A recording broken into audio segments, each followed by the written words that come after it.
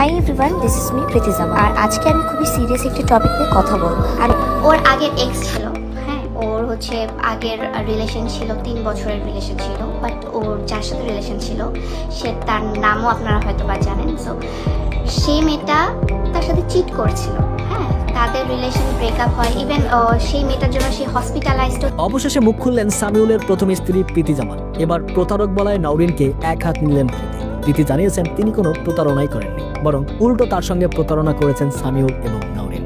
এই প্রতারণার কারণে সামিউলের সঙ্গে তার সম্পর্ক ভেঙে যায়। তিনি বলেন নওরিন কিভাবে তাদের সম্পর্ক নষ্ট করেছেন তার সমস্ত প্রমাণ প্রীতির কাছে রয়েছে এবং চাইলে তিনি সেগুলো প্রকাশ করতে প্রস্তুত। সবাইকে অনুরোধ করছেন একতরফা কথা বিশ্বাস না করে সত্য জানতে প্রমাণ দেখার সুযোগ দেওয়া হোক।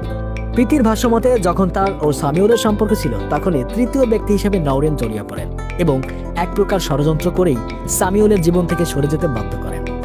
নওরিন যদিও একাধিকবার লাইভে এসে দাবি করেছেন সামিউলের সঙ্গে প্রীতির বিয়ে হয়নি, তারা শুধু গভীর সম্পর্কে ছিলেন। কিন্তু এবার প্রীতি সামনে এনেছেন সেই পর্দার আড়ালের গল্প।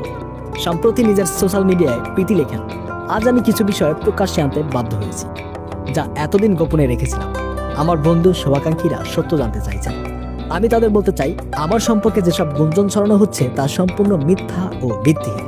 আমাকে প্রতারক ও বিশ্বাসঘাতক বলা হয়েছে, অথচ আমি নির্দোষ। আমার কাছে সমস্ত প্রমাণ রয়েছে এবং প্রয়োজনে আমি সেগুলো প্রকাশও করতে প্রস্তুত। তিনি আরও জানান, বিচ্ছেদের পর দীর্ঘ সময় তিনি মানসিকভাবে ভেঙে পড়েছিলেন, কিন্তু পরে সঠিক মানুষের সঙ্গে পরিচয় হয় এবং তিনি সুখী দাম্পত্য জীবনে ফিরতে পেরেছেন। এখন সামিউল সম্পর্কে আর কিছুই শুনতে চান না তিনি। ভিউয়ার্স, সামিউলের কথিত প্রথম স্ত্রী প্রীতির এই বক্তব্য নিয়ে আপনারা কি ভাবছেন? করে ভাতার ধরছেন আর ছাড়ছেন আর বাচ্চা পয়দা করছেন আর বাচ্চার কোনো খবর নাই। আচ্ছা, আপনারা অনেকে জিজ্ঞাসা করছেন যে ভাইয়ার আগে বিয়ে হয়েছিল কিনা, এটা নিয়ে তো জাস্ট তোলপাড়। হ্যাঁ শুনেন, আপনাদেরকে আমি বলি, ওর আগের এক্স ছিল, হ্যাঁ, ওর হচ্ছে আগের রিলেশন ছিল, 3 বছরের রিলেশন ছিল। বাট ওর যার সাথে রিলেশন ছিল সে, তার নামও আপনারা হয়তো বা জানেন। সো সেই মেয়েটা তার সাথে চিট করছিল, হ্যাঁ, তাদের রিলেশন ব্রেকআপ হয়। ইভেন সেই মেয়েটার জন্য সে হসপিটালাইজডও ছিল।